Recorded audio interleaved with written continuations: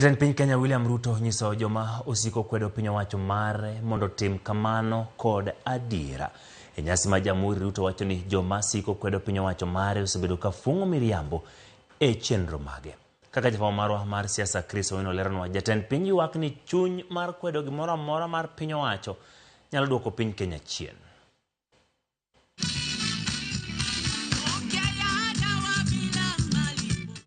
Bang' seyo makinde ka kinde, ahinya to e kuonde tudruok mag mbui ka itude kod telo mar Miriambo kod chiwo singo ma ok chop kare, jatend piny William Ruto owuok oko kendo chomore tir gi joma osebedo ka seyo loch mare.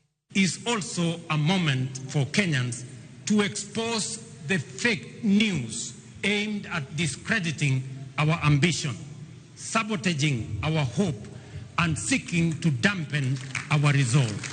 E nyasi mar dhialo higni 61 mag Jamhuri, Ruto onyiso joma osiko nyono telo mare e lowo mondo oseloch mare kod adiera, ka owacho ni thoth weche ma itudogo sirikal mare gin miriambo. We encourage everyone, including our critics, to engage on the basis of facts and the truth.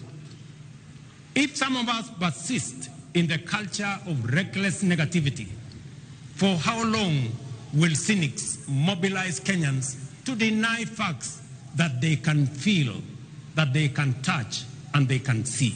Weche mag Ruto koro keto jopiny ka guonyo wigi ni ng'ano ma wacho adiera e kind Ruto kod jotend ute lamo, bang' jodolo mag din jokopere bende soko wang'e ni oriambo kotit kendo ok ochop singo mage. Kaluwore gi jatend piny, thoth seyo e wi telo mare onge adiera kendo ichwalo kod chunje maricho mar kwedo gimoro amora. When we say that the cost of basic commodities has come down, it is a fact. When we say that inflation has come down, it is a fact. When we say that our farmers are producing more and better, it is a fact. Piny Kenya nyalo dok chien e okenge mag nyayo telo makare kod dongruok, poni jo Kenya udhi nyime kod chenro mar kwedo gimoro amora kalure kod jatend piny. At all times, let us endeavor to engage on the basis of truth. Failure to do so will take us down the path of negativity, tear us away from the values we cherish, and turn us into a people estranged from unity, who sabotage development, undermine democracy, and destroy our republic in pursuit of political expediency.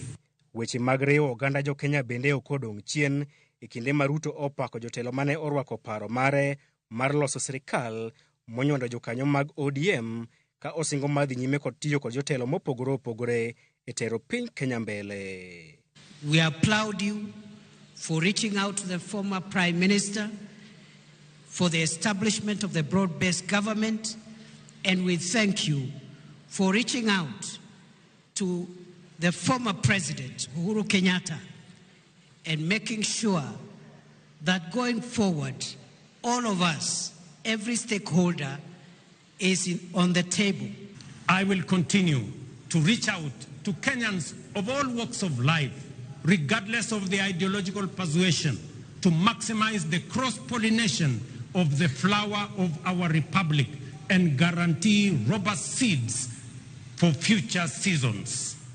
Mabiro bang' jatend piny goyo ng'wech nyaka e gwenge mag Gatundu e dala jatend piny machon Uhuru Kenyatta e okenge mar golo kuome e rot tok chwanyore kod jalupne machon Rigathi Gachagua.